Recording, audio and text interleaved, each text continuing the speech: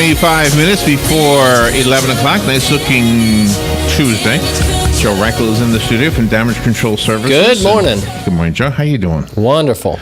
The phone number right now, if you'd like to call Joe, is 622-9622. And if you're not familiar with the show, then one good reason to call is to get some advice on your home do-it-yourself repair job that you may or may not know how to do. And otherwise, you might want some professional help, and Joe can help you out with that as well. So that's a good idea. 622-9622 is the number, if I didn't already mention it. And nice day, and you wrote a nice letter for Karen Hill in the Star Banner. Yeah, that's for people that don't know, was the executive director for the Marion County Literacy Council, and she's moved on to something else. So. Mm-hmm. Yeah, did a wonderful job with that. Made us all aware, right? That's the whole purpose. Yeah. She did a good job. Yeah. So hopefully we can get another. Your letter was very touching, very heartfelt, and a nice gesture too. People need other people letting them know that they're appreciated. Well, as a board, I'm the president of the board right now, and as a board, we decided that would be a nice thing to do. So. Isn't it crazy that you work with boards and you're the president of the board? A board or the board? Yeah, that is pretty good. Or a member of the board. I like it.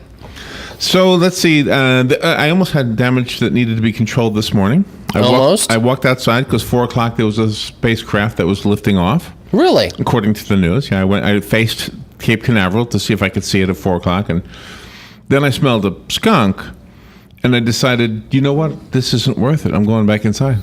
So I didn't see the spaceship. Okay. Spacecraft sounded like a UFO, didn't it? I mean spaceship, like a normal one. Well, spaceships sound like UFOs too. To me, they do. So anyway, a couple of weeks ago, maybe it was just last week, you were talking about how animals can cause damage. And yes. That would have been damaging to me. Someone, a very good friend of mine in the same type of business, Accent Cleaners down in Tampa, she had posted pictures yesterday of raccoons living in a home that was a vacant home, and they had just been living in there for a while and caused all kinds of damage. So, have you seen this tree eating thing? It's tree eating thing. It's like a shredder called a beaver. Is it called a beaver? It's a bin. Well, isn't that what beavers do? I see what you mean. I thought the machine was. No, it's like on a crane. And it shows the guy, well, it doesn't show the guy, but it shows the machine that is being operated by a guy. Okay. Coming down onto the tree from the top and literally shredding the tree from the top down. I have not. I believe it. It's unbelievable. I can imagine that. It's just so, in clearing out land and things like that, a machine can actually, what do you call those things again? Not shredders. What do you call them? What do you call a tree thing? You call it a shredder? Pretty much a shredder. A mulcher. The device that sometimes is in the news because somebody gets caught in one, and that's a shredder. That's a shredder, okay. But they're tossing limbs into it and stuff? Wow. Those things are amazing. They are. Do you ever use them for non-trees? Like, do you use them for planks of wood? You probably could. We've never used one. You don't? No. So when you we've worked on a business up at in Citra. We did some work up there, Citra, just north of Spar, between Spar and Citra, and they do shavings. And they've got these giant machines that grind the wood all up and make shavings, and they use them for the horse farms and and for bedding. So do you, in your line of work, with all of the damage you've ever seen, do you have now in your mind ideas on what you would never have in a house because certain things are more likely to be damaged? Like, would you never build a house out of wood? Or I would. You would? I would. Out of wood? Out of wood. And that's there's nothing wrong with building out of wood. And the way they have the codes today, it's, you're supposed to do them in a way that withstands the hurricane force winds and whatnot. So I would probably not build, one thing I would not do is have, many large gables on a home. What's a gable? A gable is where, a hip is when you have a slanted roof on all sides of the house. That's a hip style roof. A gable goes up, it's more of a flat surface that goes, if that makes sense. Okay. if this is, I know our listeners can't see Try to this, but if understand this this. is your roof, Right. this would be a gable. Oh, the side. The side of the house that goes up to the peak of the roof. So you would have. I would not have those. I would have a hip style roof, or not very many large gables anyway, because those I seem to. see what you mean. So okay. A lot of wind can hit against a large gable and cause damage that way. So can you ungable a house that's gabled? well, you could. Yeah. A lot of engineering would need to take place there, but there's nothing wrong with gable structures. It just depends on the. Aren't side most of the wood. houses that way? A lot of homes have gables. Yeah. I wouldn't say most. There's either hip style roofs or a gable style roofs. So I just learned something I hope I never forget, because I want to use this in the future. I want to be able to say, you got a gable. there you go. I would probably not have a water heater. I would use the tankless, tankless water heaters. But I would have a water heater, but the tankless kind, not the okay, but you have, right now, what do you have? tank. You do have a tank. Yeah.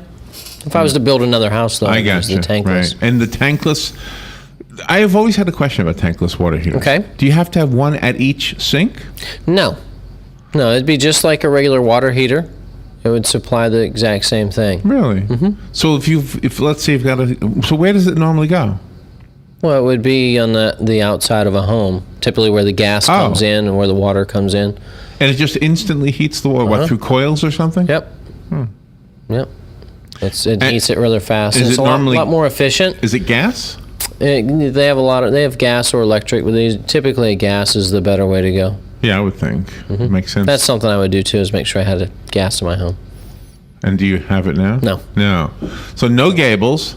And I would also have, speaking of water heaters, if I had a water heater, I would have I'd have those timers on the water heater. To turn it off? Yes. For the electric bill? Just to save on electric. I've thought that so many times. I just think I should just turn it off before I leave the house in the morning. Nobody's going to use it. I would probably also install solar tubes, or the solar lights they call them, where it's basically looks just like a light on the ceiling, but it's a tube that is on the roof and it gathers sunlight. So during the day you wouldn't have to have lights on. This is a great topic. Kind of is. This is more like energy conservation than damage control.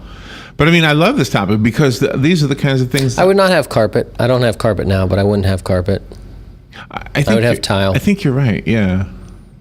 I think the younger kids, they're all buying house. My son has a house with no carpet except for like a throw, like a big, nice throw rug. That if it goes bad, just throw it out. Right. That's why it's called a throw rug. But typically those are pretty nice. Those rugs cost quite a bit. So, I mean, you can have them cleaned.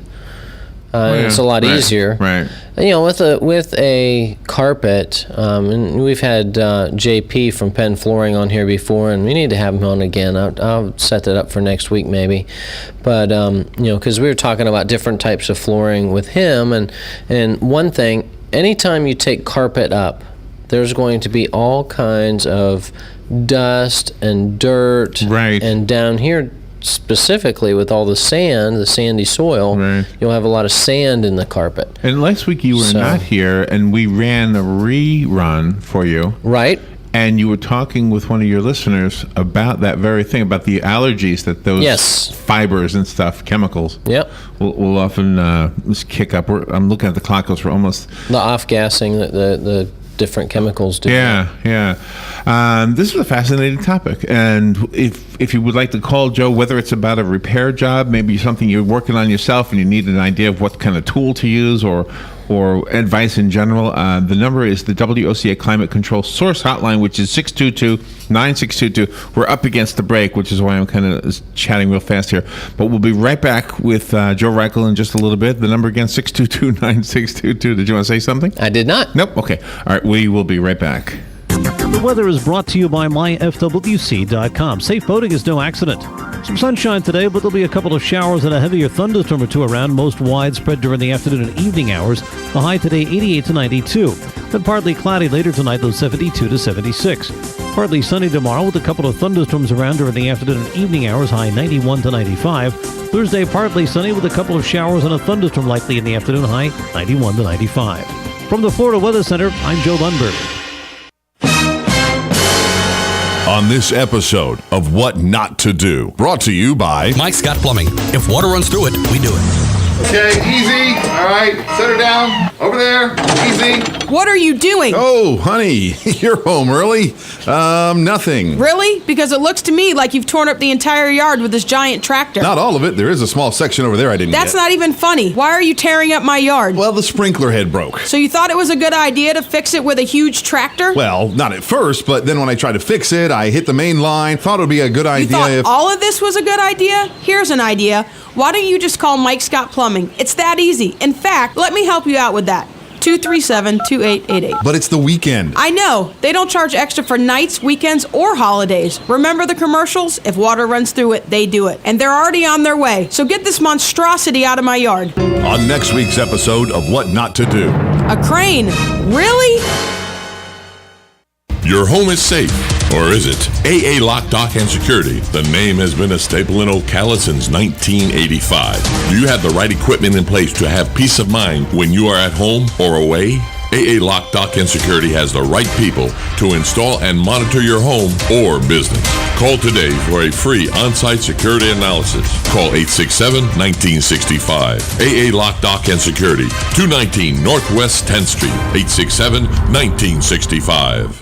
Are you tired of not using your home's outdoor space for entertaining or relaxation because of all the bugs and leaves? Consider adding a beautiful screen room or glass enclosure. We are Superior Aluminum and Design, a family-owned and operated business with 20 years experience in the aluminum industry, and we are accredited by the Better Business Bureau. If you appreciate superior workmanship, call Superior Aluminum and Design at 817-8058 or visit us on the web at superiораluminumdesign.com.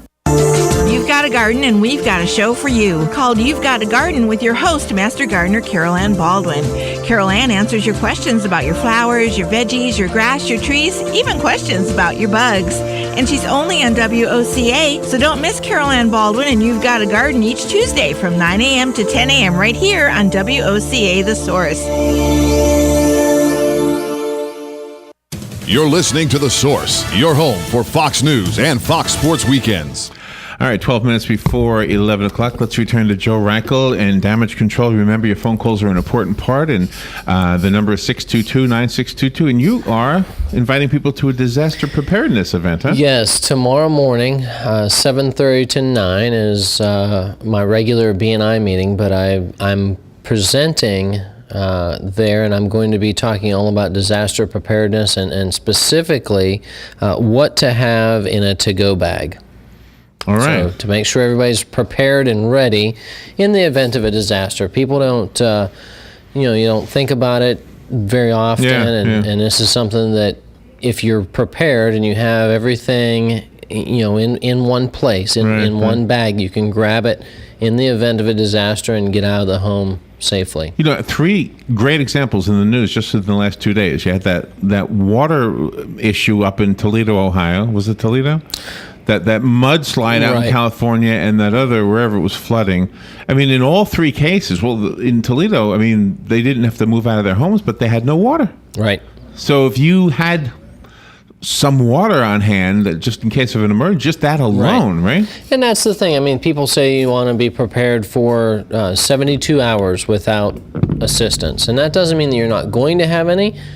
But in the event of a disaster, if you have enough supplies as far as food, clothing, water to make it for 72 hours, you're going to be, a lot better prepared than those that don't.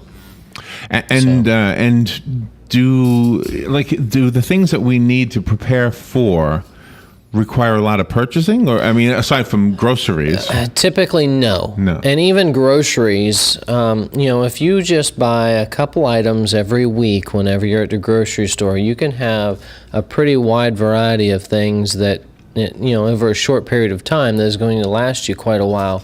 In this list, I brought the list here with me. It says water, 1 gallon of water per person per day for the last 3 days. So, a gallon of water doesn't cost very much and would last quite a while. Right. Mm-hmm. A battery-powered or hand-crank radio and a NOAA weather radio. So those typically aren't very expensive either. A flashlight with extra batteries, a first aid kit, a whistle to signal for help. It says a dust mask, in case of contaminated air, and plastic sheeting and duct tape to shelter in a place if you needed it. So moist towelettes, garbage bags, plastic ties for personal sanitation, wrench or pliers to turn off utilities, can opener for food. Can opener. Can opener. Always forget this when I go camping. If kit contains canned food, it says. So, and then also local maps. So I know, in mine I have a matches knife. too. Yeah, and matches. Or a lighter. A lighter. Something. Yeah. Yeah, I always, when I would go camping, I would always forget those two things: can opener and fire. In mine, I've also got a rain poncho in case because typically when storms are coming, there's a lot of rain. So do you know I didn't spare clothes. I didn't really prepare, but I had some stuff when we had those hurricanes 10 years ago. Right. And the stuff I had was because I camped. I had a camping stove. I had propane fuel. I had. So I could cook for my son and myself, Right. Well, most of the items, if you have camping supplies, you're going to be okay. Yeah. It's not a bad idea. And most of the items you can buy at, the dollar stores or Walmart in their, outdoor area. So, it's there's not very many things that it's not going to be expensive. Right. Probably the most expense in one single item would be, either a weather radio or a, extra charger for your phone, something like that, if you wanted to have that, in a to-go bag. Most of the time people have enough extra stuff lying around the house that if you just put it in one position, one spot, you'd be okay. And if you get out of town, when the storms come, and we have one right now out there, Bertha. Yes. Could have been here right now. I mean, we could be, except for the grace of God, we could be in a storm right now. And here's the thing, too. If you have all of that stuff readily available, and you don't have to spend a lot of time looking for and going around the house, you're going to be, better prepared. One thing people don't think about very often is your pets. Make sure you have, whatever they're going to need. What are you going to need? Some food, for them, extra food for them, and whatever. Also your medication. Have your medication readily accessible. Right. Yeah, there's a lot to think about. So the thing tomorrow morning. Tomorrow morning, 7:30 to 9. You're going to go over this, like the same information, but in detail. Similar information, a lot more detail, and I'm going to be even giving away a to-go bag. Really? Yep. And what's in it? What All is those things? it's going to be? It's going to be a basic starter kit for someone to adapt, and it's not going to have any clothes in it or anything like that, unless you want what I wear, my size. Might have a damage control shirt in it. There you go. Wow. You know what another thing is too? A lot of times when you go to these what do you like a conference or something where people are giving away stuff? Yep. They would give away these little compact sponges. Yep. Or little things like that. It's amazing how useful they become. Well, and even, a lot of times, like, I know if Walmart, for example, they've got that whole section where it's just travel items to go, travel items. That's right, they do. I mean, you can get, the travel toothpaste shampoo and toothpaste and extra toothbrush. Yeah, I mean, it doesn't take much, and you can, have a pretty good stock of items that is going to last you for a long time. Yeah. I mean, God forbid something happens. Have you ever... Gosh, I hate to say, I'm not really superstitious, but I don't want to jinx anybody. But have you ever been driving to your neighborhood and you see fire trucks rushing to your neighborhood and you think, wow, I hope it's not my place? Yeah. Has that ever happened to you? Yes. So, yes. I've been on my road, not necessarily in my neighborhood, but, going down the road and all of a sudden the fire trucks, have to pull over because they're passing me. Yeah. And I'm thinking, Yeah, I know. I thought the same thing. And if you did have that unfortunate thing happen to you, at least, and I guess part of your thing would be to have these supplies, at a different location? Or? Well, typically they're in a location in your home that's somewhere readily accessible that you can get to quickly. I mean, if you had a garage or a detached garage, you could keep them there as long as you didn't have items that needed to be air conditioned. And that's the thing. A lot of times if you have food in your kit, you're not going to want that somewhere where humidity and whatever will get to it. Have you ever helped or installed an underground shelter for a tornado? I have not. I saw them for sale in Bellevue. We have, in some of the homes we've built, we've done a few, safe rooms type of situation. So, yeah, there was a place in Bellevue that was selling them, and they look like large tanks with staircases, and I guess you just bury them. Yep. I guess you get a bulldozer and dig up the dirt. Dig a big hole and put it in there. God, I'd play it if I was a kid. I'd go, play in Go into the shelter. Just don't get locked in there. Be your playhouse. I like it.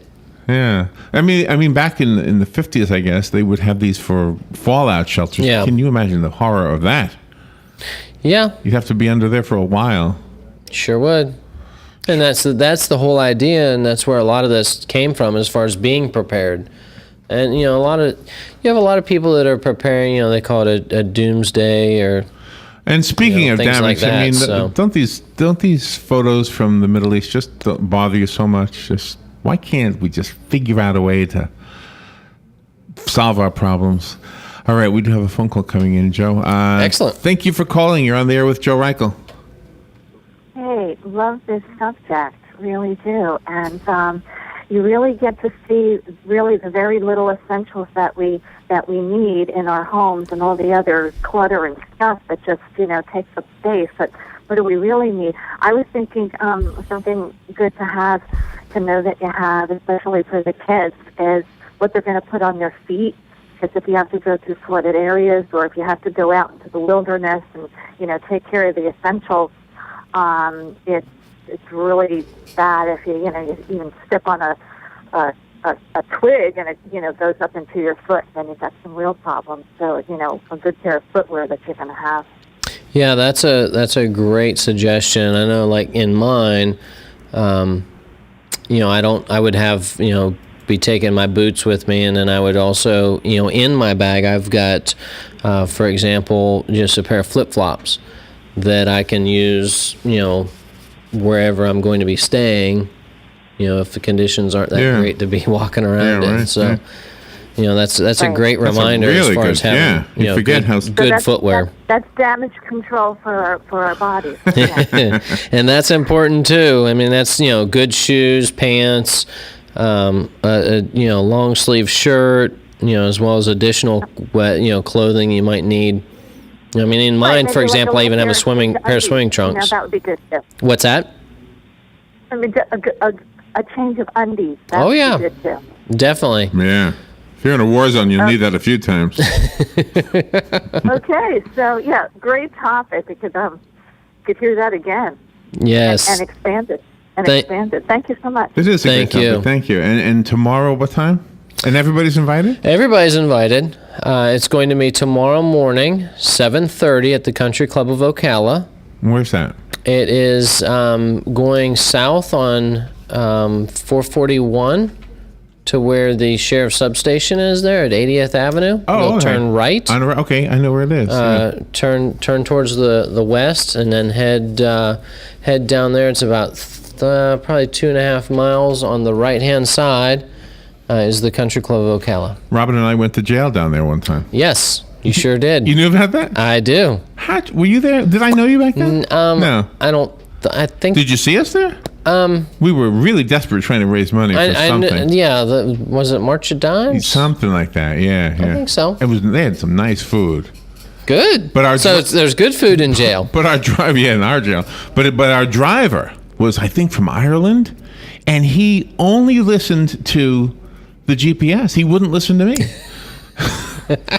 And he was a crazy driver. I was telling him, you got to turn here. No, don't turn here. And then the thing says turn here, and he drives across the grass.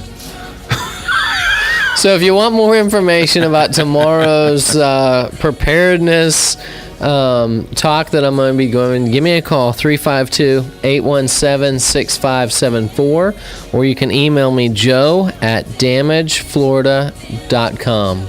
All right, and you've changed your name to Joe Damage, I see. Yeah, every once in a while. Joe Damage. All right, always good to have you in here, Joe. Thank you for what you do. Thank you. We'll take a little break. We'll be right back. This is WOCA Ocala, The Source.